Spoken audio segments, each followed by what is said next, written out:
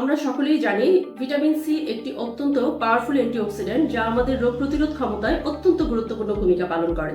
Vitamin C আমাদের internal organ, metabolism এবং আমাদের ত্বক, চুল, নখ, দাঁত ও হাড়ের গঠনে অত্যন্ত গুরুত্বপূর্ণ ভূমিকা পালন করে। ভিটামিন সি এর অভাবে স্কার্বি হয় এবং মাড়ি থেকে রক্ত পড়ে। তাছাড়া ভিটামিন সি মেনোপজের পরে মহিলাদের যে ক্যালসিয়ামের ঘাটতি হয়, সেই ক্যালসিয়ামের ঘাটতির জন্য হাড়ের ক্ষয় হয়, সেটি প্রতিরোধেও কিন্তু তার ভূমিকা অনস্বীকার্য। তাছাড়া ভিটামিন সি এর অভাবে আমাদের হিলিং প্রসেসটাও কিন্তু অনেক স্লো হয়ে যায়। ভিটামিন সি আমাদের শরীরে স্টোর থাকে না, এটি কিন্তু প্রতিদিনই আমাদের শরীরে নিতে হয়, কারণ এটি একটি water soluble vitamin. Water soluble ভিটামিনগুলো আমাদের বডিতে স্টোর না থাকার কারণে প্রতিদিনই খাদ্য তালিকায় ভিটামিন সি যুক্ত খাদ্য রাখতে হবে।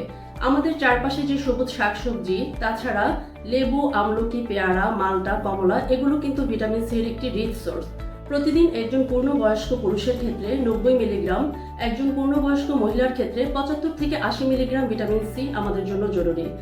একটা জিনিস মনে রাখতে হবে, ভিটামিন সি যেহেতু ওয়াটার সলিউবল ভিটামিন এবং এটি তাপে নষ্ট হয়ে যায়, তাই চেষ্টা করতে হবে ভিটামিন সি যুক্ত খাদ্যগুলো আমরা যতটুকু পারি র অবস্থায় নিব, কাঁচা অবস্থায় নিব।